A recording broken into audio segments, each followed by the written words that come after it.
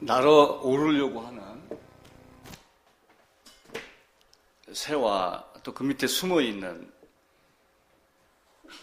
상어가 있습니다.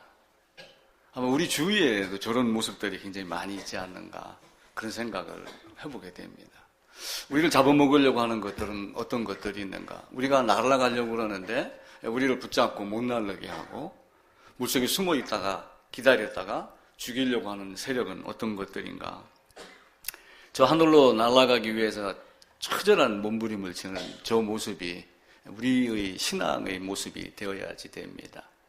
날랐을 때, 근데 새들이 있었을 때 그 새가 어떻게 했어요? 어미새는 이미 먼저 가 있습니다. 우리 주님도 하나님 우편에 가서 우리를 위하여 기도하고 우리를 바라보고 계시듯이 지금 우리가 어떠한 모습으로 살아가기를 원하는가? 그걸 늘 우리 마음속에 간직하시면 됩니다. 상어가 저 알바트로스를 잡아먹으려고 그랬죠. 근데 상어에게 없는 게 있어요. 상어에게 없는 건 무엇일까요? 모든 물고기가 다 있는데 상어에게 없는 것이 딱 한 가지가 있어요. 날개? 물고기는 원래 날개가 없죠. 지느러미? 모든 물고기가 다 지느러미가 있어요. 근데 상어에게 없는 게 뭐냐면 부레가 없어요. 모든 물고기는 부레가 있어갖고 물에서 뜹니다. 상어는 부레가 없으니까 어떻게 해야 돼요? 태어나면서부터 죽을 때까지 지느러미를 움직여야지 물에 가라앉지 않습니다. 그러니까 우리도 부레 없는 사람이에요, 사실은. 인간도 딱 한 개 없이 태어난 게 있죠. 뭐가 인간도 없이 태어났을까요? 상어는 부레가 없이 태어났습니다. 상어는 부레가 없어요. 그러니까 끊임없이 움직여야지 돼요. 태어날 때부터. 그럼 인간은 뭐가 없이 태어났어요? 인간이 없는 것. 하나님의 의의가 없이 태어났어요. 아주 간단한 겁니다. 이 의의가 없이 태어났는데 이 인간이 어떻게 하면은 이 의의를 취득할까? 어떻게 하면 저 의의를 소유할까? 그것이 우리 인생에서의 숙제입니다. 그런데 의라고 개념을 찾아서 떠나는 여행이 아니라 의가 없으니까 자기의로. 그죠? 하나님의 의가 아닌 누구의 의? 자기의. 자기의는 뭐예요? 자기의. 그러니까 자기의 행위, 열심, 기타 이런 것들로 이것이 하나님이 원하는 의구나라고 이렇게 생각을 하고 사는 사람들이 많이 있어요. 근데 하나님이 우리에게 주시고자 했던 것은 우리 의가 아니라 내가 뭔가를 주는 것이 있는 거예요. 그래서 이 땅에 있는 사람들이 열심히 살지만 하나님의 의를 취득하기 위한 열심보다 다른 열심들이 굉장히 많아요. 우리가 누가복음 17장 많이 읽어봤잖아요. 노아의 때, 롯의 때와 마찬가지로 사람들이 먹고 마시고 시집가고 장가가고 사고 팔고 다 하는데 뭐가 없어요? 하나님의 의의가 없기 때문에 그들은 하나님 나라에 도달하지 못합니다. 그런데 물론 이 세상에 사는 사람들이 다 사고 팔고 먹고 자고 농사 짓고 모든 걸 다 해야지 돼요. 똑같은 걸 다 하는데 거기에만 매여 있는 사람이 있는가 하면 그것 아니고 그거는 누구나 다 하는 거지만 그 위에 하나님의 의를 내가 가질 수 있는가 없는가 라고 하는 것을 아는 사람과 알지 못하는 사람.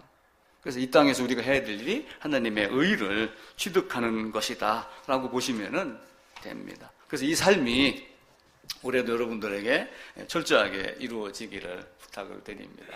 새해 첫 예배 감사를 드리고요. 올해도 우리 주 예수님 안에서 사랑과 평안과 평강과 기타 모든 것들이 이루어지기를 바랍니다.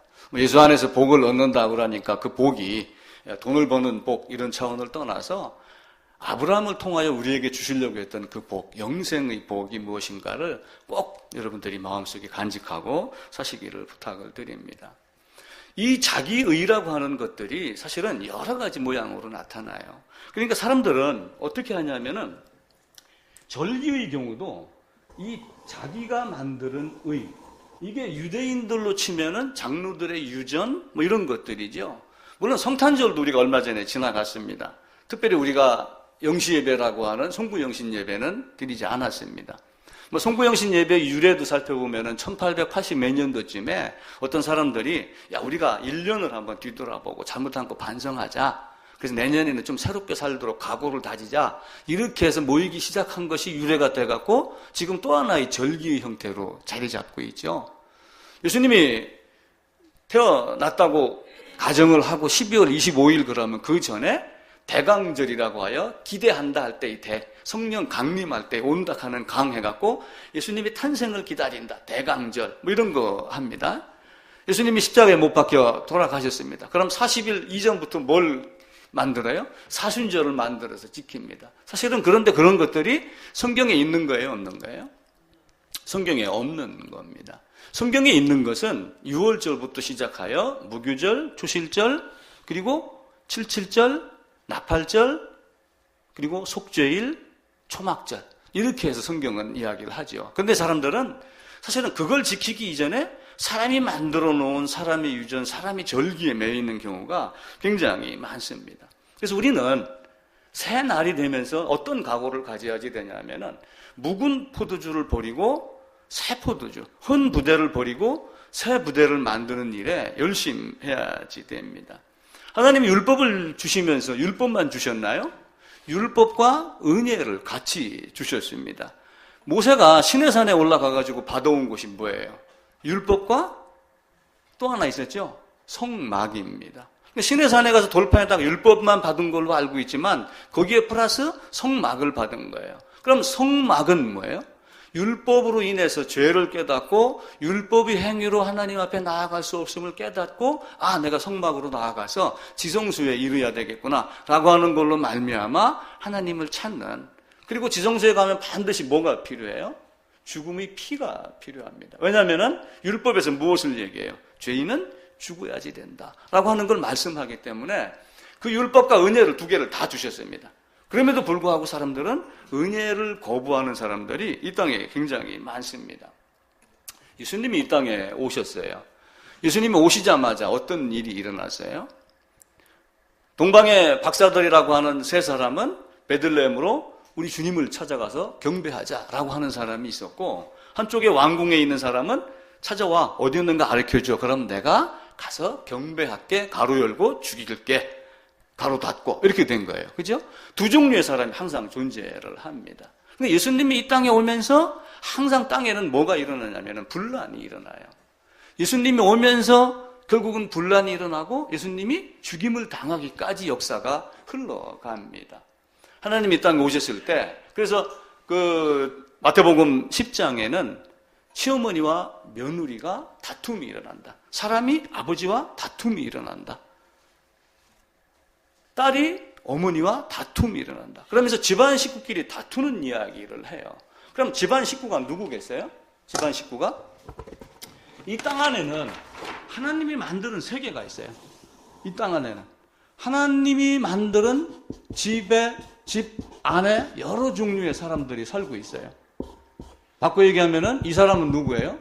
아브라함으로부터 말미암아 시작된 하나님이 선택했다라고 얘기했던 선민사상을 갖고 있는 사람들이에요.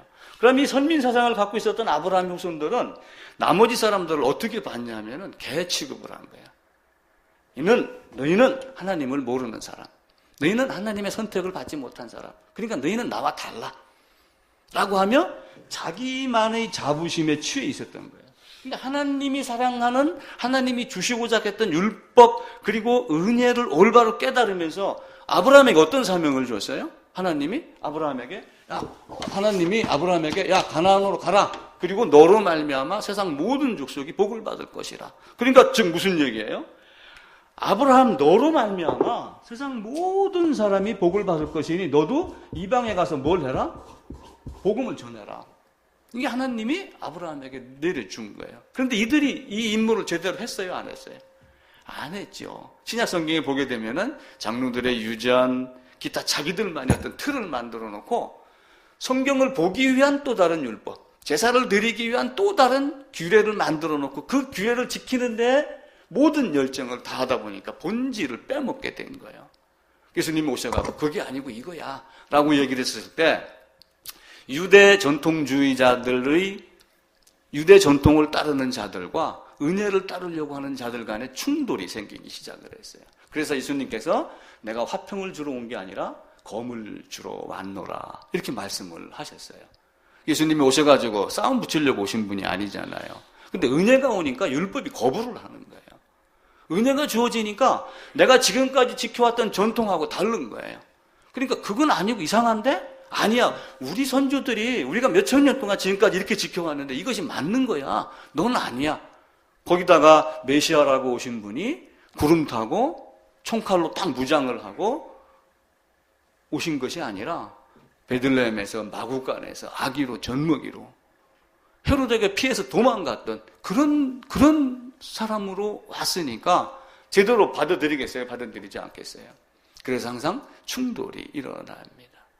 한 집안 식구끼리 싸우는 이 모든 것, 헌포도주, 새포도주, 헌부대, 새부대.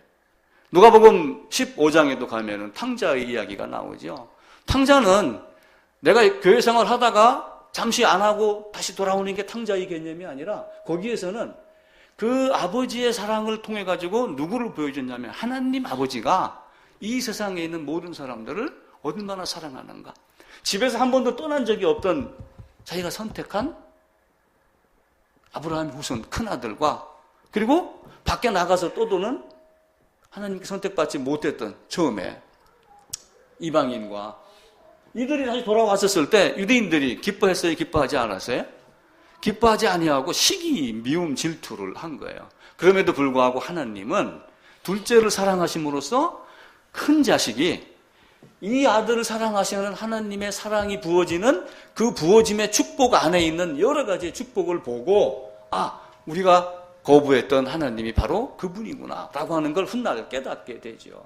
그것이 언제인지는 아무도 모르지만은 그 이방인의 수가 충만하게 될 때 14만 4천이라고 하는 숫자의 개념이 아니라 신성의 충만이 몸 안에 예수 안에 거했던 그 충만이 충만해졌을 때 유대인들이 깜짝 놀라서 자기가 찌른 자들을 보게 될 것으로 여겨집니다. 하나님이 우리에게 준 여러 가지 사랑을 우리가 이 땅에서 어떻게 누리고 살 것인가. 그 새가 세상을 출발할 때 얼마만큼 어렵겠어요. 그건 첫 날개 얼마나 어려워요. 흙기러기가 이제 KBS에서 찍은 라이프 스토리의 그 비디오에 보면은요, 흙기러기가 또 나와요. 근데 흙기러기가 어떻게 하냐면은 몸이 연약하기 때문에 다른 짐승에게 잡혀 죽을까봐 산 꼭대기, 절벽 꼭대기에다가 아무도 올라오지 못하는 절벽 꼭대기에다가 집을 짓고 새끼를 낳아요. 그리고 새끼를 낳고 며칠 되면은 애미가 날라서 밑으로 내려가요. 왜냐하면 절벽 꼭대기에는 먹을 것이 아무것도 없기 때문에. 보금자리하고 바람밖에 없어요.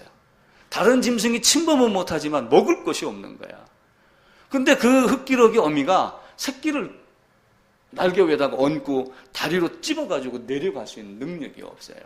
그렇게 하지 아니하고 혼자 내려갑니다. 그리고 저 절벽 밑에서 꼭꼭하고 울어대요. 그럼 그 새끼들이 어떻게 하겠어요? 그 절벽을 뛰어내려요. 그 며칠 안 된 새끼가.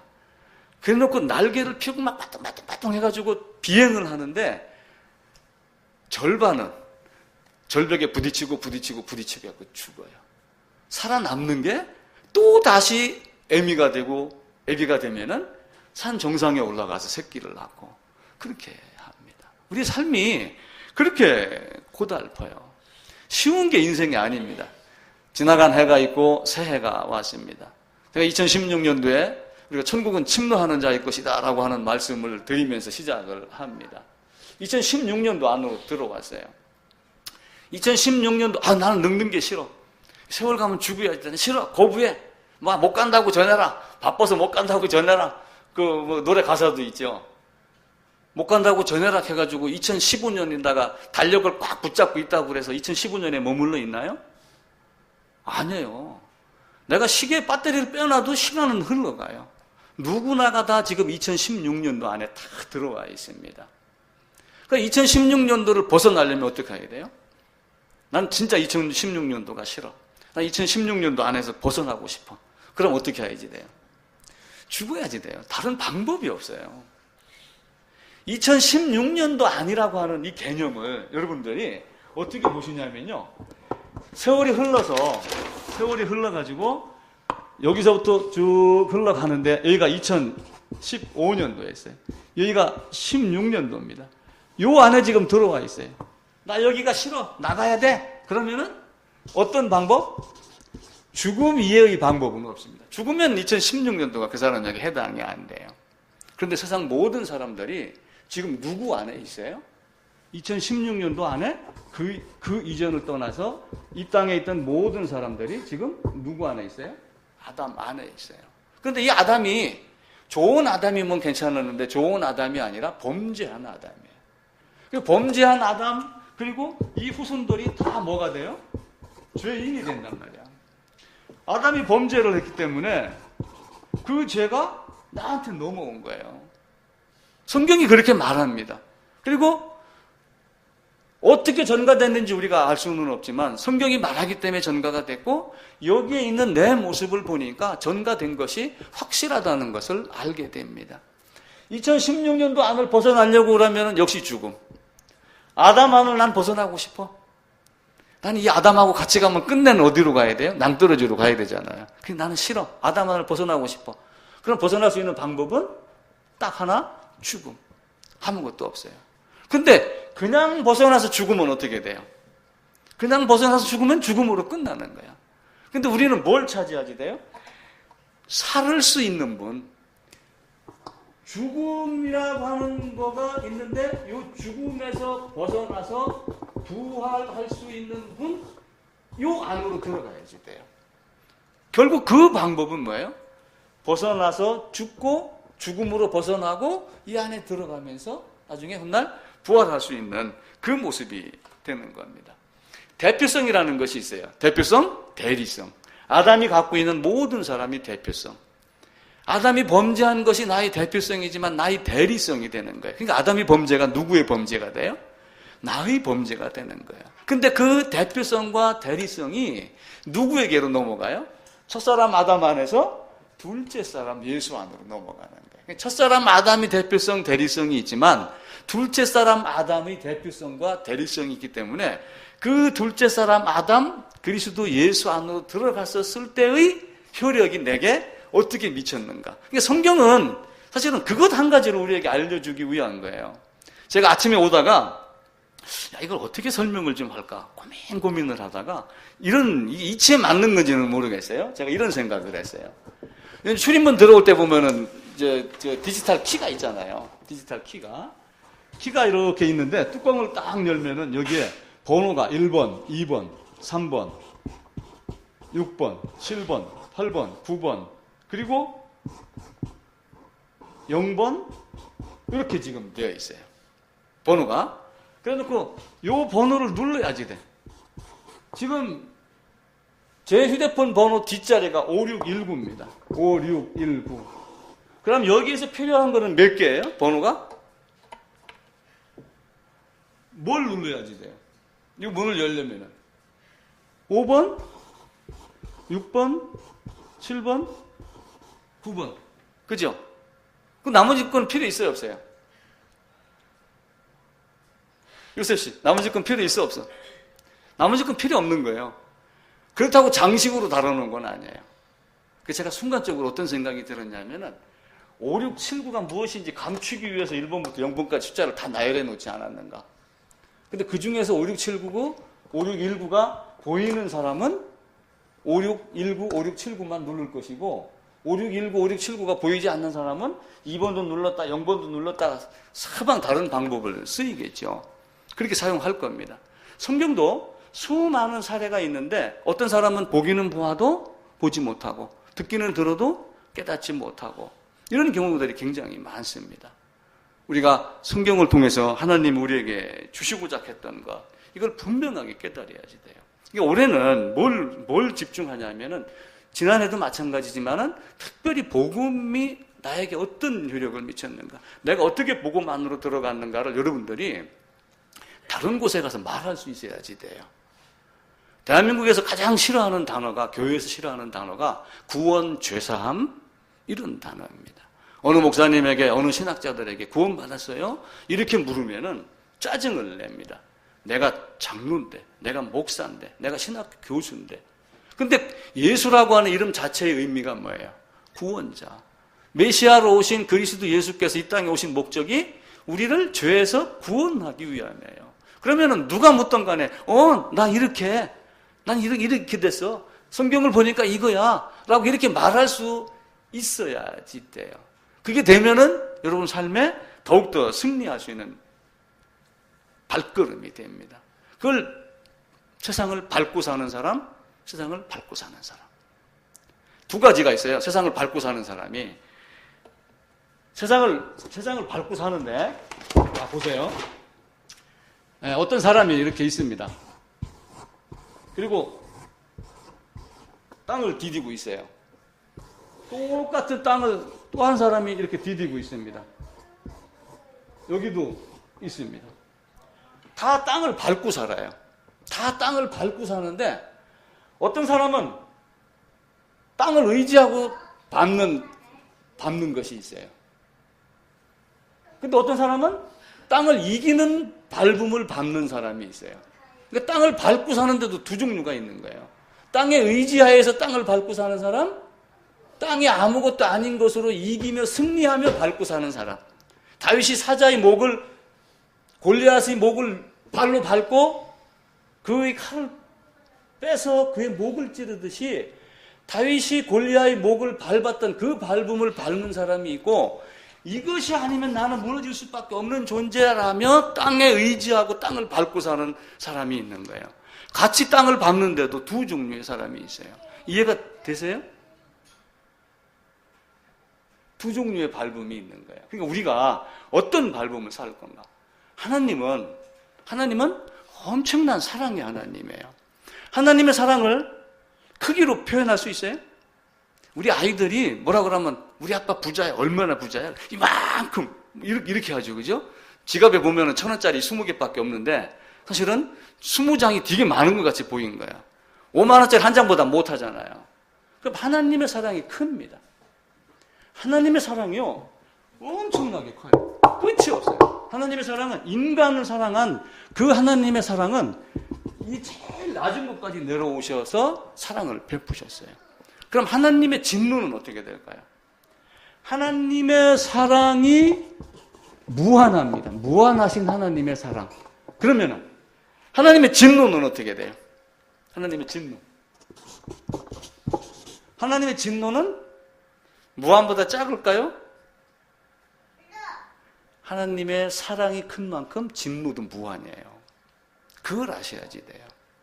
하나님은 사랑이니까 조금 가서 우리가 잘 윙크 한번 하면 좀 봐주겠지? 절대로 그렇지 않아요. 둘 중에 하나를 딱 갈라놓고 아닌 거는 유황불 불못에 들어가도록. 그것도 언제까지? 끝이 없는 영원토록. 그리고 사랑을 받은 자는 새 예루살렘. 극과 극이에요. 지금은 하나님의 사랑 그래가지고 우리가 이렇게 이야기를 하지만 마지막 날 심판 때의 하나님의 사랑은 사랑받을 자와 사랑받지 못할 자. 하나님이 사랑했기 때문에 사랑한 것만큼 진노가 큰 거예요. 왜 이스라엘이 광야를 다니며 포로로 끌려가며 그 고생을 했을까요? 가만 놔둬도 될 텐데 왜 그렇게 했어요? 사랑이 크기 때문에 그래요. 사랑이 크면 질투도 큽니다. 사랑이 크면 미움도 커져요. 사랑이 크면 그래서 사랑 때문에 싸움을 하는 거예요. 그 싸움을 많이 하면 사실은 사랑이 큰 겁니다. 근데 매번 또 싸우면 안 되죠. 하나님이 우리가 생각하는 것과 다른 차원의 법칙을 갖고 계세요. 우리가 예수 안에 있는가 예수 밖에 있는가 이걸 철저하게 따지셔야지 됩니다. 우리 예배는 성경의 어떤 구절을 해석하고 강해하고 그 개념이 아니에요. 성경을 통해서 복음을 정확하게 아느냐 모르느냐를 먼저 결정을 해야지 돼요. 그리고 성경을 전체적으로 조명할 줄 아는 그 모습을 우리가 갖고 있어야지 됩니다. 그게 없으면은 하나님의 사람이다라고 말할 수가 없어요. 신학교에 가면은 구원의 서정 8단계 뭐 이런 거 막 외우고 그럽니다. 근데 구원의 서정 8단계를 외웠다고 해서 구원이 되나요? 그건 결코 아닙니다. 하나님은 사망에서 생명으로 옮기는 것은 죽음 이외의 방법이 없어요. 그래서 예수님이 이 땅에 오신 목적이 뭐예요? 죽으러 오신 거예요. 율법을 주시고 은혜를 주셨는데 예수님이 이 땅에 오신 것은 로마서 8장에 있는 대로 율법의 요구를 이루려 하십니다. 그럼 율법의 요구를 이루기 위해서 육신의 죄를 선고하시어 육신의 죄를 정하사 어디로 갔어요? 십자가로 가신 거예요. 그러면 예수님만 가셨는가?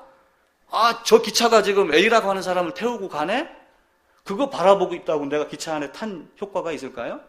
그건 아니에요. 내가 어떻게 됐는가? 내가 어떻게 됐는가? 그래서 올해 또 하나 특별히 우리가 유의할 게 우리라고 하는 단어. 우리. 이걸 사용하지 마시고 뭘 쓰라고요? 나. 이 대한민국은 우리 집, 우리 가정, 우리 아버지 뭐 이런 거에 많이 매여 있어요. 근데 외국 사람들 가보면은 나의 집, 나의 아버지 이렇게 이야기를 하죠. 그러니까 우리라고 하는 것 때문에 휩쓸려 가지만 그럼 당신은 이렇게 물었을 때 그거 대답을 못하는 사람들이 이 땅에 굉장히 많습니다. 하나님께서 우리에게 주신 것 반드시 귀로 듣고 눈으로 보고 백문이 불여 일견이다. 그러니까 100번 듣는 것보다 어떻게 하라고 그래요? 눈으로 봐라. 근데 그 말을 뒤집어 가지고 백견이 불여 일행이다 이렇게 이야기를 해요. 또 그러니까 100번 듣는 것보다 행하는 게 낫고 100번 행하는 것보다 어떻게 해요? 100번 보는 것보다 한 번 행하는 게 낫다. 그래서 요한 1서에도 보면 내가 손으로 만진 바요. 그 도마도 내가 만져보고서라도 내가 당신이 어떤 존재인가, 진짜 부활한 존재인가 내가 알고 싶다. 레교했던 그 모습이, 그 간절함이 우리에게 있어야지 됩니다. 오늘은 그 예로 천국은 침노한 자의 것이다 라고 하는 걸 가지고 세상에서 떠돌아다녔던 몇 가지 얘기를 가지고 그냥 교훈 삼아서 몇 가지 말씀을 정리를 다시 해 들어갑니다. 요즘에 뜨는 영화가 있다고 그러죠. 스타워즈. 보지는 않았어요. 근데 신문에 보니까 스타워즈에 대해서 요약을 했더라고요. 스타워즈를 요약을 했는데 지극히 간단하게 했어요. 스타워즈뿐만이 아니라 세상에 있는 모든 소설이, 모든 인생이 다 그렇다는 거예요. 이게 뭐냐면은 어떤 곳에서 어떤 곳으로 일단 우연이든 끌려가든 자원에서 가든 출발을 한다고 그래요. 근데 출발하면은 항상 평안만 있나요? 아까 그 알바트로스 날아가려고 할 때 거절하는, 거부하는, 잡아먹으려고 하는 그런 세력이 있죠. 반드시 여기 뭐가 있냐면 역경이 있어요. 역경, 환난, 고난 이런 많은 것들이 있어요. 그럼 이거를 이기기 위해서 어떻게 해야지 돼요? 투쟁을 하는 거예요. 연단을 받는 거예요. 연단을. 그러면은 마지막에 뭐가 들어와요? 승리. 원래 출발했던 곳으로 다시 가가지고 나는 이런 존재야. 나는 이렇게 승리하고 왔어. 라고 하는 귀환이라고 이야기를 한답니다. 그래서 스타워즈도 자세히 보면은 출발, 투쟁, 귀환 요 세 가지로 되어 있다고 그래요. 어느 소설이든 다 똑같다고 그럽니다. 그래서 제가 가만히 생각을 해봤어요. 야, 중국 무협소설도 보니까 중국 무협소설은 딱 앞에 몇 장 딱 넘기면은 조용하던 마을에 불이 일어나고 싸움이 일어나고 피비린내가 나고 그러다가 어느 집이 몰살을 당하는데 그 집의 유모나 노비가 어떤 아이 하나를 구해내는 것으로부터 시작이 돼요. 그죠? 그게 중국 영화의 아주 기본적인 틀입니다. 그렇게 하는데 이제 그 아이가 이런저런 고생을 하고 어떻게 하다가 나중에 노비나 유모에게 너는 이런 존재였어. 근데 A라고 하는 사람이 우리 집안을 이렇게 만들었어. 그러다가 방황하고 막 헛된 짓 하던 이 아이가 그 소리를 듣고 마음의 각오를 다지고 무술 연말을 시작하죠. 하늘이 감동했는지 B급을 내려줍니다. 보검도 내려줘요. 그래서 복수를 하고 조용히 다시 산골짜기로 들어가서 여유 있는 생활을 하는, 미녀와 함께 사라지는, 이게 중국 무협소설의 이야기입니다. 어디든 출발, 투쟁, 그리고 귀환, 승리, 이 법칙이 적용이 된다고 그래요. 여러분, 아브라함을 한번 살펴보세요. 아브라함은 갈대아 우르에서 잘 먹고 잘 살았어요. 나름대로 부자였습니다. 갖고 나온 재산도 어느 정도 있었겠죠. 하란에 머물다가 아버지가 죽고 가나안으로 들어왔습니다. 하란에 머무를 때 그 하란에는 달신이라고 하는 신을 섬기고 있어요. 아브라함이 고향이라고 얘기했던 하란에 가보게 되면은 라반이 살았는데 외삼촌이죠. 야곱의 외삼촌. 그 야곱의 외삼촌이 드라빔을 섬기고 가지면서 나중에 야곱의 아내 라헬이 그걸 훔쳐가지고 나왔을 때, 야, 내 신이 어디 있느냐?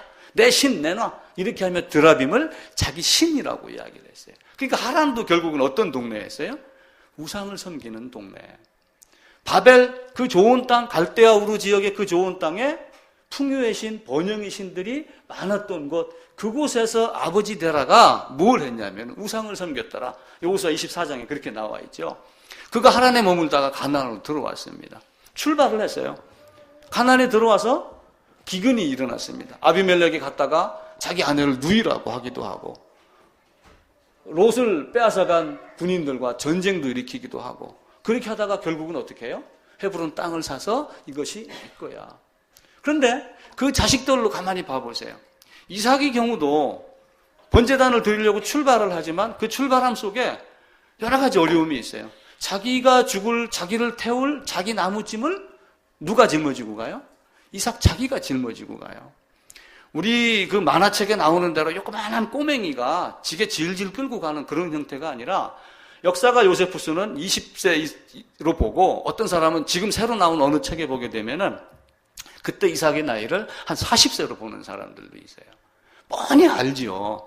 왜냐하면은 이미 하나님이 어떠한 존재이며 에덴에서 아담에게 가죽 옷을 입으셨던 그 하나님이 어떤 분이라고 하는 그것들을 이미 다 사실은 아브라함을 통해서 알고 있었기 때문에 이삭은 가는 동안 마음이 얼마나 졸였겠어요. 근데 새로운 양이 하나가 준비가 되어 있으며 죽음에서 벗어났습니다. 야곱도 출발을 합니다. 에서로 말미암아 도망을 가죠. 그리고 20년 동안 외삼촌 집에 가서 수많은 고생을 합니다. 그러다가 나중에 돌아와서 너는 더 이상 야곱이라 하지 아니하고 이스라엘이라 부르겠다. 이렇게 인생이 바뀌는 장면이 나옵니다. 하나님은 이 땅에는 모든 사람들에게 다 그렇게 이야기를 해요. 출발하지 않는 믿음. 그래서 행동하지 않는 믿음은 믿음이 아니다. 이렇게 이야기를 해요. 행동하지 않는 믿음은 믿음이 아니다. 그럼 야고보서는 어떻게 해요?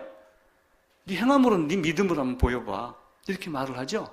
행함으로 네 믿음을 보여봐. 나는 믿음이 있노라 말만 하지 말고 실제 네가 믿음이 있는가, 그 믿음을 한번 행위로 드러내봐. 그 행위는 행위의 열심인 자기 의가 아니라 저절로 드러나는, 제가 얼마 전에 얘기를 드렸던 그 방구 끼는 거와 마찬가지로 참을 수 없어서 저절로 밖으로 흘러나오는 그리스도의 향기의 행함, 그걸 한번 드러내봐 라고 했었을 때, 출발하지 않는 믿음, 행동하지 않는 믿음은 믿음이 아니다. 현재 머무르고 있었던 그 자리를 박차고 떠나지 않는 믿음은 믿음이 아니다. 아브라함이 하나님께서 가라라고 했었을 때 가나안으로 들어가지 않았으면 아브라함의 믿음이 드러나요? 안 드러나요? 안 드러나요. 가나안으로 간 걸 보고 그에게 어떤 믿음이 있었구나, 이렇게 알게 되는 거예요. 믿음은, 여러분, 제 성격이 어떤지 압니까? 몇 주, 1년, 2년 같이 저하고 지내보니까 아, 저 친구는, 저 목사는 성격이 이래. 알죠? 그죠? 뭘 보고 알아요? 행동을 보고 아는 거예요. 내가 행동하지 않냐고 가만히 있으면은 아무도 몰라요.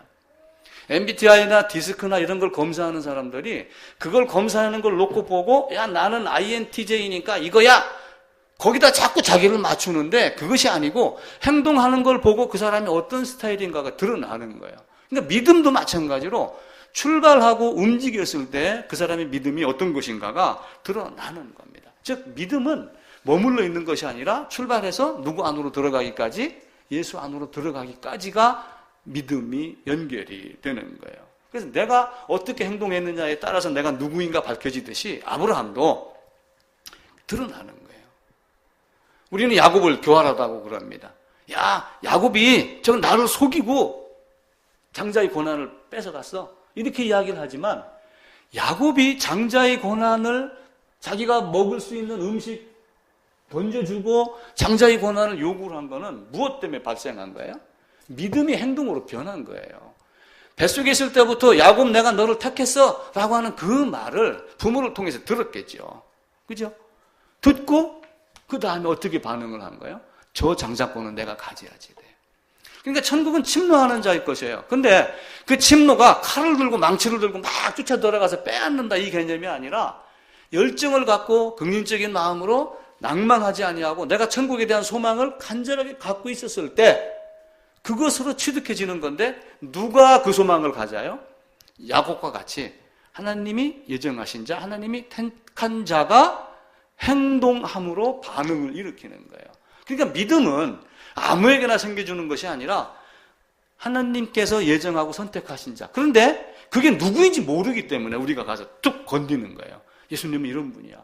복음은 이겁니다라고 얘기를 했을 때 그걸 듣고 반응하여 그 자리를 떠나는 자가 어떤 자요? 출발하는 자, 믿음이 있는 자, 아브라함이 믿음을 가진 자. 그러니까 아브라함 너와 같은 믿음으로, 너와 같은 믿음. 그러니까 결국은 뭐예요? 아브라함 너로 말미암아, 이 너로 말미암아는 아브라함이 가서 복음을 전해서, 아브라함이 후손이 복음을 전해서 이 의미도 있지만 아브라함과 똑같은 복음인가 아닌가, 그 말을 얘기를 하는 거예요.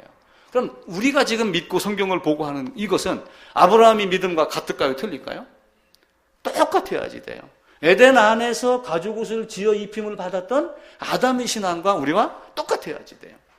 왜냐하면 하나님은 변함이 없는 분입니다. 하나님은 거짓말하지 않는 분이에요. 하나님은 처음 정해놓은 것을 나중에까지 이리저리 그때그때 가면서 바꾸시는 분이 아니기 때문에 그래요.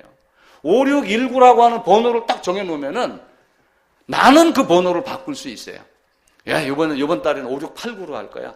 혹시 누가 알고 있으니까 다음에는 5629로 할 거야. 이렇게 바꿀 수는 있지만 하나님이 정해놓은 구원의 법칙, 구원의 복은, 방법은 바꿔요, 안 바꿔요? 영원부터 영원까지 바꾸질 않아요. 똑같아요. 그래서 그 복음이 계속해서 전수가 되어지는 겁니다. 하나님은 이 땅에 사랑을 주셨어요. 근데 사랑을 받은 사람들이 주로 어떻게 살아나가요? 출발하고 환난, 고난, 그리고 승리, 이 공식이 이루어지지만 여기에는요 또 하나의 어려움이 있어요. 하나님이 출발하는 여기에다가 사랑을 줬다고 가정을 해보세요. 나는 너를 사랑해. 나는 너에게 복음을 줬어. 너는 거듭났어. 이스라엘을 선택을 했습니다. 아브라함, 이삭, 야곱, 그리고 다윗, 나라가 두 개로 쪼개졌지만은 거기서 하나님이 계속해서 간섭하고 섭리하며 다스립니다. 그런데 이 사랑을 받았던 이스라엘이 뭘 해요? 이스라엘 역사를 보면은 사랑을 받고 그 사랑을 꾸준히 유지를 하나요? 유지를 하지 않냐고 뭘 하냐면 배교를 해요.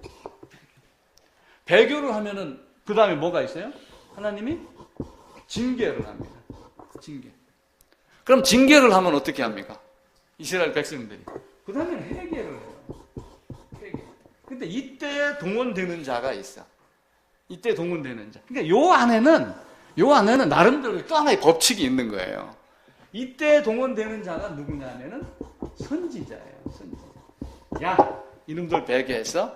그러면서 징계를 주는데 선지자가 가가지고 너희 왜 그따구로 살았어? 내가 너희를 얼마만큼 사랑했는데, 내가 이렇게까지 너희를 사랑했는데 그렇게 하겠어? 이번 에스겔서 8장, 18장 거기 보면은 동쪽 태양에게 예배하더라가 나와요. 1월 1일 되면 쫙 강릉 경포대 앞바다에서 수많은 사람들이 태양을 향해 갖고 지금 이렇게 하고 있습니다. 많은 목사들도 갔을 거예요, 강릉 지역에. 그럼 그들이 가가지고 한 행위가 어떤 것인가 한번 가만히 봐보세요. 우리가 배교했다라고 하는 이 배교를 칼 들고 난 하나님 당신하고 이래 싸웠다는 의미가 또 포함이 되겠지만은 하나님 아닌 것을 바라본 것이 사실은 배교의 의미가 되는 거예요. 에이, 뭐 태양 쳐다본 게 무슨 의미야? 근데 예전에는 태양을 쳐다보면 뭘 비는 거예요? 소망이 누구에게 있어요? 하나님께 있어야지 되는데 그 소망이 누구에게 가요? 태양에게 가는 거예요. 알게 모르게 그것들이 우리 마음속에 자리 잡고 있는 거예요. 그러니까 보니까 하나님이 너희 그러면 안 돼. 포로로 끌려갑니다. 아니면 다른 나라를 데려와가지고 공격을 해갖고 이들을 징계를 합니다. 선지자가 가가지고 너희 왜 그래 살았어? 하나님이 그렇게밖에 안 돼? 회개합니다.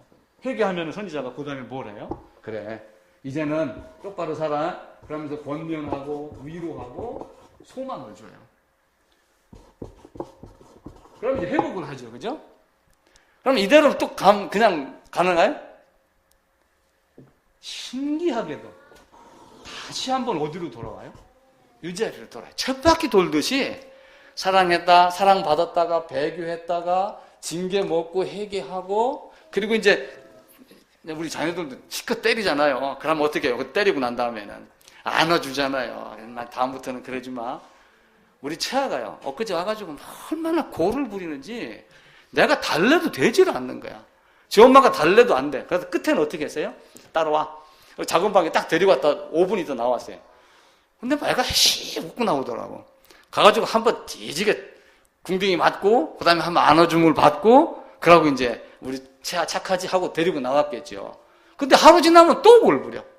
근데 이스라엘도 결국은 뭐예요? 배교, 징계, 회개, 권만, 우요, 소망, 다시 배교. 이게 계속해서 반복이 되는 거예요. 우리 일상생활이 그래요. 저도 그렇습니다. 배교라고 그래서 하나님, 이게 아니라 하나님이 가고자 했던, 가라고 했던 그 길을 떠나서 엉뚱한 길로 가는 것들이 굉장히 많습니다. 우리의 삶이 그래요. 굉장히 어렵습니다. 그래서 늘 주님을 붙잡고 살며 침노하는 마음으로 하나님께 매어 달리지 않으면은 하나님을 떠나는 삶이 이 땅에 많이 있어요. 이 땅에는 많은 사람들이 이들이 배교하고 징계하고 이렇게 하면서 이들이 어떤 모습이냐 하면은 주로 이야기할 때 안 되는 것만 이야기를 해요. 뭣도 없고 뭣도 없고 뭣도 없고. 민수기 20장에 보면요, 이스라엘 백성들이 석류도 없고 뭣도 없고 뭣도 없고 뭣도 없습니다 이렇게 얘기하는 장면이 나와요. 근데 그 민수기 20장이 언제냐 하면은요, 이스라엘 백성들이 이곳에서 이제 출애굽해갖고 나오잖아요. 그래서 시내산에서 이제 율법을 받습니다. 그리고 이제 이 광야에서 몇 년을, 약 38년을 고생을 했어요. 38점 몇 년 될 거예요. 왜냐하면 여기서 나와갖고 여길 갔다가 거부해갖고 돌아오는. 그러니까 민수기 20장이 언제냐 하면은 민수기 20장 1년이 40년째 1월 40년째 첫째 달이 민수기 20장 1절에 있는 상황이에요. 근데 40년째 되는, 그 몇 년을 훈련을 받은 거예요. 여기서 요거 빼고서라도 약 38년, 9년을 훈련을 받은 마지막 민수기 20장에서 가가지고 그 훈련받은 백성들이 기껏 한다는 소리가 뭣도 없고 뭣도 없고 뭣도 없고 뭣도 없습니다. 이렇게 이야기를 하는 거예요. 그러니까 참 인간이요, 하나님 앞에서 올바로 서서 하나님을 찬양하기가 얼마나 어렵습니까? 우리가 하나님을 찬양한다, 하나님을 믿는다, 하나님 위에는 아무것도 없다, 오직 하나님뿐이다 이렇게 하지만 내 입에 뭐가 안 들어가고 내 배가 안 채워지고 뭐가 잘 안 되고 그러면은 어떻게 해요? 다른 종교로 흘러가요. 오죽하면은 대한민국의 제일 큰 종교가 교단이 어디냐고 누가 묻더라고요, 신문에서. 수능 볼 때. 대한민국에서 제일 큰 교단이 대학교단이래. 그때쯤 되면 온 대한민국이 다 대학교를 위해서, 기독교를 위해서가 아니라 대학교를 위해서 기도하고 매어다니, 각가지 갈 수 있는 곳 다 가는 거예요. 없고를 계속해서 이야기하는 것이 하나님의 모습입니다. 우리는 이 땅에 살면서 어느 길로 가야 할 건가? 길이 항상 두 갈래 길이 있어요. 보이지 않아요, 단지. 뿌연하게만 보입니다. 길이 두 갈래 있었을 때 여러분들은 둘 중에 하나 어느 걸 택할 것 같아요? 노랫말 맞다나 차라리 돌아갈까 하면 돌아가면 고향이나 가죠. 근데 인생은 유턴이 없잖아요. 인생은 유턴이 없기 때문에 앞으로 가야지 됩니다. 가야지 되는데 어느 길로 갈 거예요? 여러분, 길이 있습니다. 이 길이, 여러분 뭔가 열심히 산다고 여기까지 쭉 이렇게 왔어요. 근데 어느 한 날 보니까 길이 이렇게 갈라져 있어요. 근데 이게 커브 돌아서 그때부터 또 안 보여요. 여기 서가지고 이리 갈까? 이리 갈까? 그죠? 그러니까 우리는 가는 길을 성경이 가르치는 길, 내가 생각하기에 좋은 길이 아니라 성경이 가르치는 길, 그 길을 따라가야지 돼요. 근데 그 길이 어떤 길이에요? 누가 먼저 간 길이에요? 우리 주님이 먼저 간 길이에요. 예를 들면 이 길로 얘기를 합시다. 우리 주님이 먼저 간 길. 그러니까 이미 발자국이 있는 길이니 닦아 놓여진 길이죠. 발자국이 없는 길은 어떻게 합니까? 내가 길을 내며 가야 되잖아요. 근데 발자국이 있는 길은 이미 앞사람 발자국만 밟으면 가면 돼요. 김구 선생님과 누가 그런 말을 했어요. 눈길을 걸 때, 눈밭을 걸을 때 이리저리 왔다 갔다 걷지 말고 발 똑바로 하고 앞으로 똑바로 걸어가라. 왜 그러냐면은 눈 때문에 다른 사람들이 네 발자국을 밟고 따라오는데 네가 이렇게 꼬불꼬불 왔다 갔다 가게 되면은 다른 사람들도 마찬가지로 그 길로 간다. 그러니까 네가 눈을 밟을 때는 똑바로 일직선으로 가라. 그렇게 얘기한 말씀이 있습니다. 우리 주님이 가신 길을 그대로 가는 거예요. 그러니까 여기 있는 사람들도 우리 주님이 가신 길이 어디야? 여기 선택을 할 때, 그죠? 야, 이거, 여기 가면 이게 좋고, 저기 가면 저게 좋고, 그것이 아니라, 우리 주님이 간 길이 어떤 길이야? 그런데 이거 우리 주님은 이 길을 무슨 길로 얘기해요? 좁은 길. 좁은 길이라고 해서 작은 교회당이 아니에요. 그거는 교회가 쉽게 얘기하면 전도 안 하고 못 하고 부흥 안 되고 하는 사람들이 자기 좋은 말로 작은 교회 하는 것인지도 모르지만은 하나님이 얘기하는 좁은 길은 뭐예요? 오직 예수가 간 길. 그 고난의 길. 죽음을 향해서 간 길. 죽어야지 사는 그 길. 그 길로만 간 거예요. 이 길이 얼마나 중요한데요. 신명기 19장에 우리 신명기 19장 한번 찾아봅시다.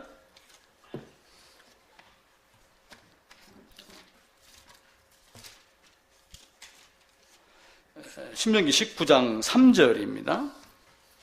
291쪽입니다. 제 성경으로. 291쪽. 신명기 19장 3절입니다. 다 찾으셨죠? 제가 읽겠습니다. 내 하나님 여호와께서 내게 기업으로 주시는 땅 전체를 세 구역으로 나누어 길을 닫고 모든 살인자를 그 성읍으로 도피하게 하라. 물론 고의로 죽인 자는 아니죠. 우연히 어쩔 수 없이 부지 중에 살인을 한 자가 밖에 있으면은 그 가족이 와서 그를 죽이려고 합니다. 그냥 눈에는 눈, 이에는 이 그렇게 이야기를 하니까 살인한 자는 살인으로 자기 가족의 원수를 갚으려고 하죠. 그런데 이가 의도적으로 한 게 아니라 어떻게 하다가 보니까 그렇게 된 거예요. 내가 등산을 하다가 발이 삐끗하면서 돌을 하나가 쭉 밑으로 내려졌는데 그 돌이 낭떠러지 밑으로 뚝 떨어져갖고 밑에 있던 사람이 돌에 머리를 맞고 죽었어요. 얼마 전에도 그 고양이 밥 주던 어떤 아주머니가 돌아가셨죠. 근데 아이들이 그냥 나는 모르고 던졌다 이렇게 했는데 죽었다. 그게 사실이라면 그게 부지중인 거예요. 근데 의도적으로 꼬맹이라고 하지만 저걸 한번 맞춰볼까 이렇게 했었으면은 고의가 되죠. 그 부지중에 살인한 자가 도망갈 수 있도록 길을 닦아 놓은 것. 그게 하나님이 해 주신 길이에요. 그러니까 가는 길이 얼마나 좋아요. 이미 닦아 놓은 길. 내한테 오라고 도망가라고 도망오라고 닦아 놓고 그리고 요 성 안에 들어가면 어떻게 해요? 성 안에 들어가면 제사장이 있어갖고 제사장이 죽기까지 요 안에 머물러서 보호받을 수 있도록 그 조치까지 해놓으신 하나님.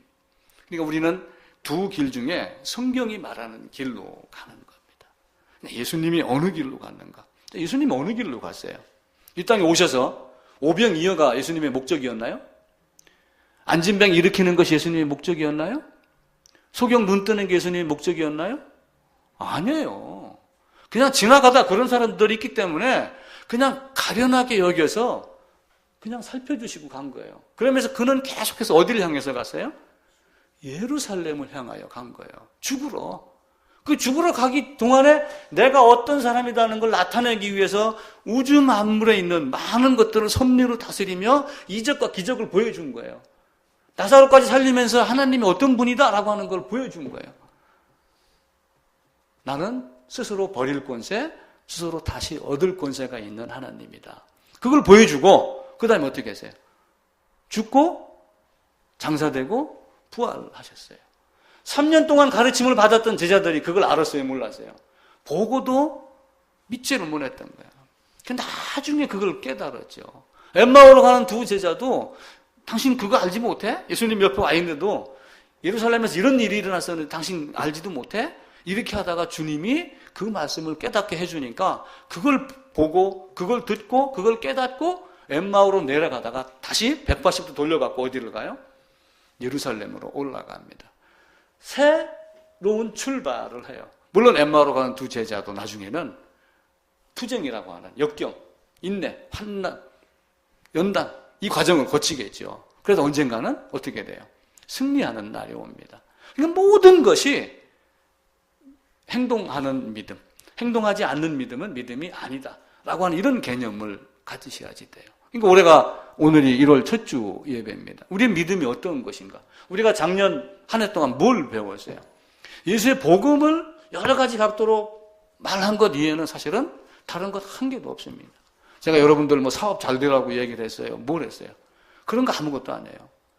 이겨내는 건 누가 이겨내는 거예요? 자신이 이겨내는 거예요. 그 알바토로스 새의 어미는 이미 어디 가 있어요? 저쪽에 가서 기다리고 있어요. 흙기러기는요, 땅 아래 내려와가지고 새끼한테 신호를 보냅니다. 신호를 보내면 그 새끼들이 그 소리를 듣고 쭈삐쭈삐쭈삐 하다가 그냥 날라요. 날라갖고 밑으로 내려갑니다. 절반은 낭떠러지에 부딪히면서 큰 신이 일어나가지고 회복 속도가 그렇게 빠르대요. 근데 절반은 이 부딪힘이 얼마나 강했는지 그냥 죽어요. 광야 1세대는 광야에서 다 죽었습니다. 광야 2세대 살아났습니다. 하나님이 우리에게 회개하는 마음만 있으면은 회복의 속도는 굉장히 빠릅니다. 회복의 속도는 순간 돌이키는 거예요. 하나님은 이전 것을 그럼 다시 기억하지 않아요. 그런데 인간들은 어떻게 해요? 또 다시 배교의 현장으로 나아가는 것이 인간들의 모습입니다. 하나님이 우리에게 준 그 사랑, 그것을 이미 닦아놓은 그 길 가는 것. 그러니까 이 길로 갈까 저 길로 갈까 항상 기준을 뭘로 삼아요? 주님의 말씀, 성경으로 삼는 거예요. 어느 분이 저한테 문자를 보내서 야, 성경 말씀 이거 읽다 보니까 이게 좀 이상합니다, 궁금합니다. 이게 뭐예요? 그런 정도로 여러분들이 성경을 읽으셔야지 돼요. 지난주 동아일보에 어떤 내용이 나왔냐면은 어떤 사람이 나는 이제는 좀 각오를 새로 해야 되겠어. 책을 좀 읽어야지 되겠어. 그런데 책을 읽으려고 하다가 보니까 그 책이 사실 성경이에요. 어느 사람이. 다른 모든 책을 다 창고에다 넣어놓고 자물통으로 꽉 잠궈놓고 자기가 읽으려고 하는 그 책 한 권만 가지고 시작을 했다. 이렇게 이야기를 해요. 우리가 하루 3끼 밥을 먹으면은 최소한도 하루 3장은 성경을 읽어야지 된다. 그렇죠? 형수님 맞지? 네. 꼭 그렇게 하셔야지 돼요. 세상은 우리가 생각하는 것과 다른 진리가 많아요. 그걸 역설의 진리라고 그럽니다. 성경은 역설의 진리가 가득한 곳이에요. 왜냐하면 예수 믿으면 행복해져 이게 아니라 성경은 죽어야지 살아 이걸 가르치는 거예요. 물론 그 말 안에는 예수 믿으면이라고 하는 말이 포함이 되겠지만은 많은 사람들이 생각하고 말을 할 때 예수 믿으면 하는 그것은 뭐예요? 와서 기도하고 뭐하고 그럼 만사 형통일 거야. 여기로 접근을 하지만 성경은 죽여놓고 시작을 해요. 죽여놓고 살려놓고 그리고 새롭게 출발하는 걸 가르쳐요.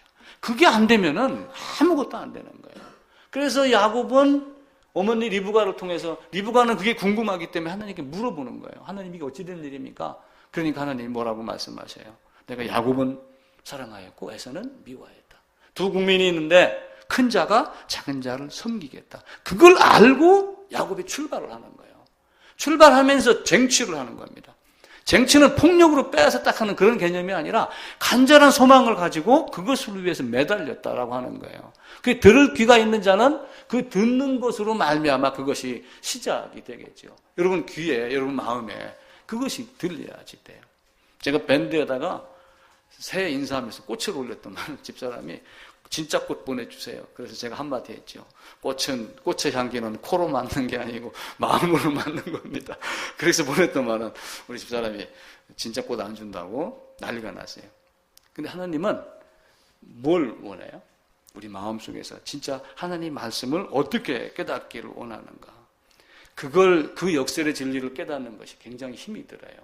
세상에 소망이 없고 기독교가 그 장차 망할성, 장망성을 떠날 때, 여기는 소망이 없는 곳이야.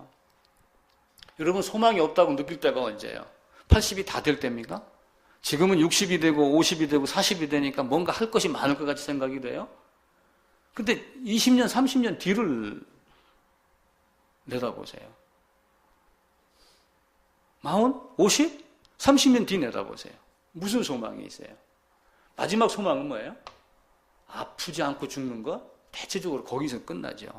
근데 우리의 소망은요, 새 예루살렘입니다. 그 소망을 향해서 가는 모습이 돼야지 돼요. 어떤 사람은 암에 걸려서, 어떤 사람은 교통사고가 나서 그러면서 하나님 찾는 사람들도 있습니다.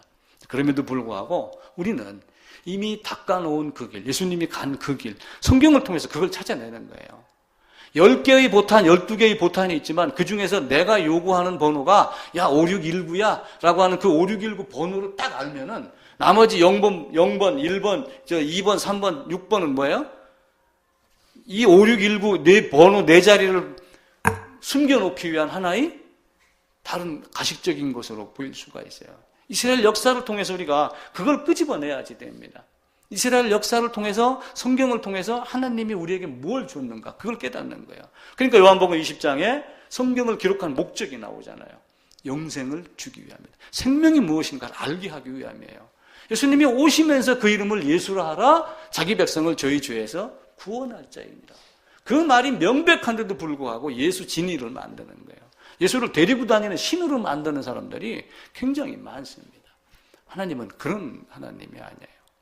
하나님이 사랑입니다. 사랑이 큰 만큼 진노도 큽니다. 하나님은 사랑이라고 그러니까 어떻게 해요? 그건 당연히 해야 되는 거예요. 밖에다가 냄비 갖다 놓고 사랑의 온도계 그려놓고 지금 72도입니다. 100도 채워주세요. 뭐 이런 거 하죠. 바포하지요. 기타 등등 많이 합니다. 이거 당연히 해야지 돼요. 근데 성경에서의 하나님의 사랑은 뭐예요? 내가 너를 위하여 죽는 것. 그 죽음 안에 들어오는 것. 그것 한 가지 이상은 이야기를 하지 않아요. 여러분 자녀를 키울 때 만약에 초등학교 선생님이 6학년 졸업반 아이들이 안타까워가지고 졸업 안 시키나요? 새로운 세계로 나가서 더 많은 걸 보고 듣고 경험하며 깨치고 이겨내라라고 하며 진급을 시키고 상급학교로 보냅니다. 하나님 우리하고 똑같아요. 우리가 어느 정도 복음을 알면은요, 하나님은 한번 해봐라 이렇게 되는 거예요. 출발해봐라 이렇게 되는 거예요. 근데 우리는 평생 교회당에 매여 있고 목사에게 매여 있는 신앙이 되면은 그건 신앙이 아니라 뭐예요? 종교가 되는 거예요. 어떤 행사에 매여 있고 교회당에 매여 있고 어떻게 하다 보니까 교회가 부흥했으니까 이 교회는 참 교회야. 이 개념이 아니에요. 예수님이 간 그 길을 가만히 한번 살펴보세요. 성경을 통해서. 범죄한 아담에게 바로 지어 입혔던 가죽 옷을 만들어내기까지 과정이 어떤 것이었겠는가? 여러분 생각해 보세요. 거기는 반드시 무엇인가 알 수 없었던 양이겠죠. 6월절 어린 양을 상징하는 그 양이 죽음으로써 피를 흘리고 가죽이 벗겨지고 하는 그 고통, 고난 속에서 그거 얻어진 것, 그거 전체를 성경에서 말해 주는 겁니다. 하나님은 우리에게 그 역설의 진리, 죽어야지 산다라고 하는 그 진리를 통해서 가르쳐주는 그 복음을 깨달아야지 됩니다. 인생은요, 마음먹기 나름이에요. 얼마 전에 어떤 친구를 만났는데 그 친구가 그러더라고요. 야, 강원도 오니까 춥기다. 그래서, 아, 춥지요. 강원도 춥지요.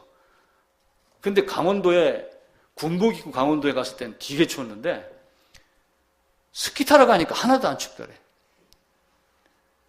마음먹기 나름이에요. 신앙생활도 똑같습니다. 이게 어떤 매여있다 생각하면 신앙생활을 못합니다. 스키 타러 가면 안 추운데 왜 군복 입고 가면 추워요?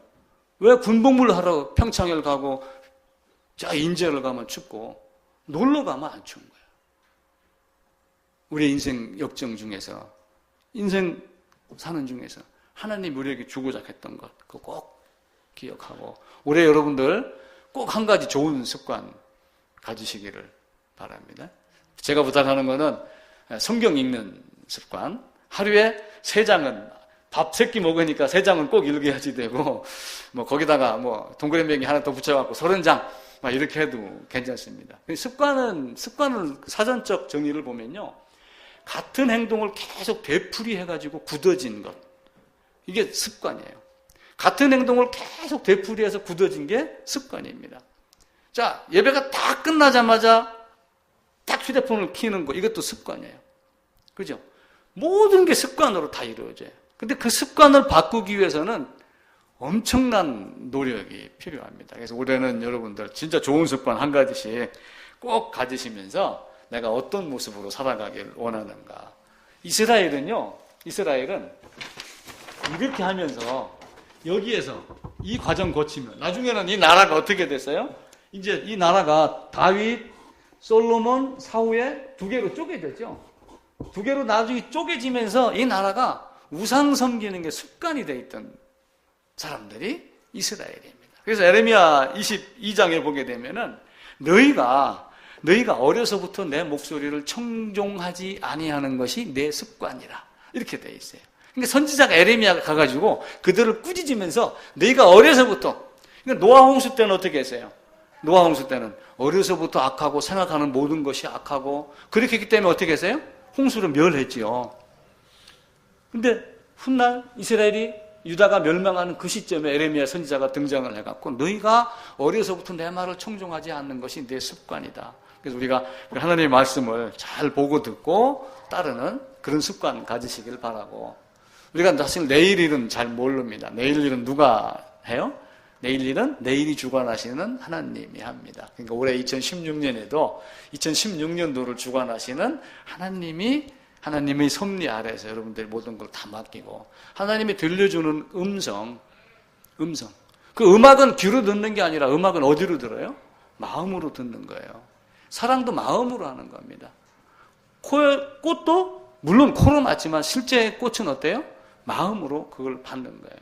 그래서 어떤 사람은 그 이야기를 해요. 우리의 마음만 열려 있으면은 우리 마음의 귀, 마음의 눈, 마음의 입 이것만 딱 열려 있으면은 이 온 세상 안에는 먹을 것, 들을 것, 볼 것이 천지다. 진리도 마찬가지로 이 땅 안에 굉장히 많이 있는데 진리를 추구하는 이 마음이 있으면 얼마든지 진리를 먹을 수 있다. 우리가 어떤 마음을 갖고 사느냐에 따라 다르는 거예요.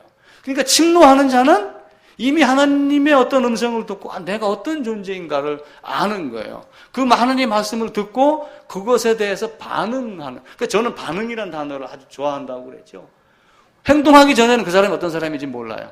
단지 뭐예요? 행동하는 걸 보고 그가 어떤 존재였구나를 아는 거예요. 제가 30살쯤에 교회를 다니고 성경을 보기 시작을 했어요.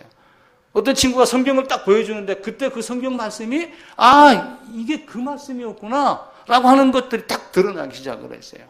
그래서 교회를 몇 군데를 다녔어요. 다녔는데 왜 성경을 저 사람은 저렇게 이야기를 하지? 저는 그런 생각이 들었어요. 그래서 성경을 나름대로 바로 보는 교회를 찾으려고 노력을 많이 했고 지금은 이제는 구신의 목사가 돼갖고 설교를 하는 그런 사람으로 바뀌어 있습니다. 우리가 마음으로 보지 않으면 안 돼요. 히브리서 11장에 보게 되면은 믿음은 뭐라고 그래요? 보이지 않는 것들의 실상이다. 믿음은 보이지 않는 것인데 그게 실제로 보는 거예요. 그러니까 얼마나 힘이 들어요. 지난번에 우리 식사할 때 한명순 집사님이 그 이야기를 했어요. 참 인간 참 요상하다. 아니 어떻게 처녀가 안 한 걸 어떻게 믿지? 그죠? 근데 그 믿어지는 사람이 있고 믿어지지 않는 사람이 있어요. 믿음으로 반응하는 사람이 있고 믿음으로 반응하지 않는 사람이 있어요. 그래서 행동하는 걸 보고 반응하는 걸 보고 그 사람이 믿음이 있는 사람인가 하나님이 택하신 자인가 그걸 아는 거예요. 하나님의 택하신 자라고 하는 이야기는요 제가 수도 없이 말씀을 드렸어요. 수백 킬로 수억 킬로 낭떠러지로 떨어지는 것이 우리의 인생이다. 근데 그 낭떠러지로 올라갈 자가 이 땅에는 한 사람도 없다. 하늘에서 밧줄이 내려오지 않으면 아무도 안 돼요. 미국에서 나사에서 우주훈련을 아무리 받아도 우주선에 매달려가지고 대기권 통과하는 사람이 있나요? 없습니다. 우주선 안으로 들어가요. 우주선이 옮겨주는 거예요. 하늘에서 내려온 자 이외에는 하늘에 올라갈 자가 없어요. 그래서 예수님 안으로 들어가는 것, 우리도 더욱더 그 모습으로 보여야지 됩니다. 오직 마음으로 볼 때만 분명하게 보인다라고 하는 거예요. 그 어린 왕자라고 하는 그 소설을 쓴 그 저자가 그 이야기를 했어요. 물론 이제 어린 왕자라고 하는 것이 어떤 그런 내용이었겠지만은 마음의 눈으로 볼 때만 보이는 것이 있다. 우리도 그 마음의 눈으로 보는 것이 어떤 것인가? 하나님 말씀도 마음의 눈으로. 글자를 그대로 문자주의적으로 봐도 되는 것이 있지만 그렇지 않은 것들도 굉장히 많습니다. 우리에게 소망이 있어요. 노력을 해야지 됩니다. 여러분 야구선수 봐보세요. 메이저리그 간다고 그러면서 이번에 누가 갔어요? 두산에 김 무슨 현수인가 하는 사람이 메이저리그 갔습니다. 롯데 어떤 사람은 문을 두드렸는데 거부당했습니다. 왜냐하면 거기에서 필요한 사람이다라고 여기면 받는 거고 그렇지 않으면 못 받는 거예요. 근데 왜 모든 사람의 꿈이 메이저리그예요?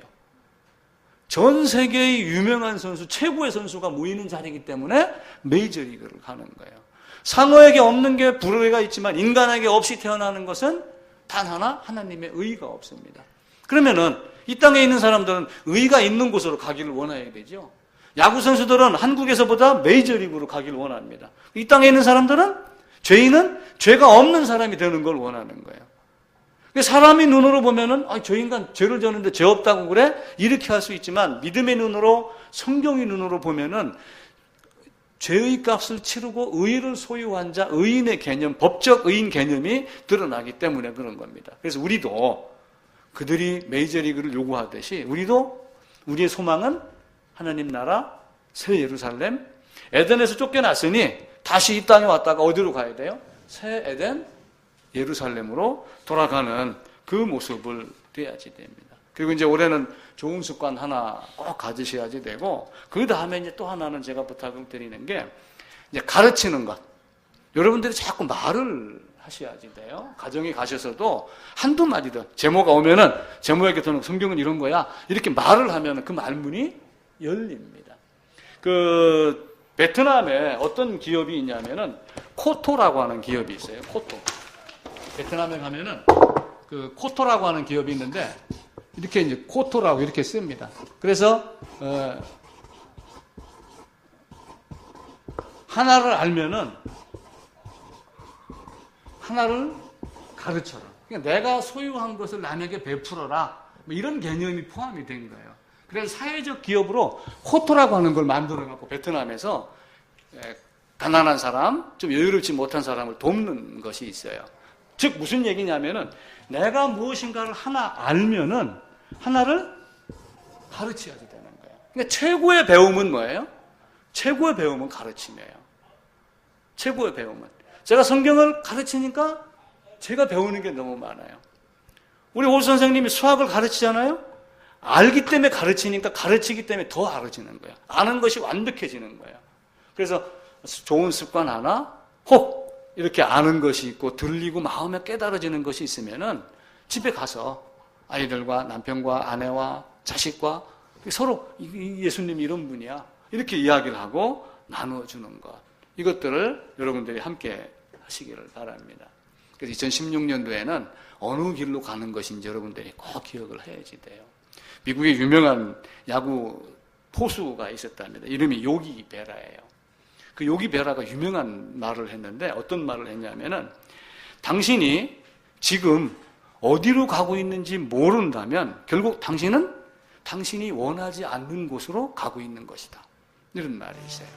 지금 당장 당신이 가는 곳이 지금 당장 여러분이 생각하는 소망이 무엇인지 명확하지 않으면 결국에는 그 소망이 아닌 곳으로 가게 된다. 그 말이에요. 그러니까 내가 예수 안으로 들어가서 새 예루살렘에 대한 소망을 성경대로 명확하게 갖고 있지 않으면은 결국은 새 예루살렘이 아닌 사랑을 거부한 자들끼리 모이는 그곳에 가게 된다. 그렇게 보시면 돼요. 그러니까 하나님의 크신 사랑 대신 크신 진노를 받는 곳으로 가게 되죠. 그래서 하나님 우리에게 준 그 사랑, 좋은 습관, 아는 것 하나 가르치고 내가 어느 길로 가는 건가. 그 어느 길은 어떤 길이라고 그랬어요? 이미 닦아놓은 길. 우리 주님이 가신 길. 그걸 누가 가르쳐줘요? 내가? 아니에요. 성경이. 그래서 제가 하는 말도 여러분들은 반드시 성경이 그렇게 말씀하시는가를 확인을 해야지 돼요. 사람이 말에 귀를 기울여서 마음이 즐거워가지고 야 좋은 말 했어, 오늘 은혜 받았어, 좋은 교훈이야 이렇게 하지 말고 그렇게 하면 더 감사하죠. 그런 가운데 있으면은. 근데 이것이 성경적인가? 성경이 이야기하는 건가? 성경 중에서 이야기하는 그 10개, 12개의 보탄 중에서 5, 6, 7, 9, 5, 6, 1, 9 그 내가 하나님이 지정해 주신 그 번호 그걸 이야기하는가? 그걸 여러분들이 꼭 마음속에 담는 귀한 한 해가 되기를 부탁을 드리겠습니다.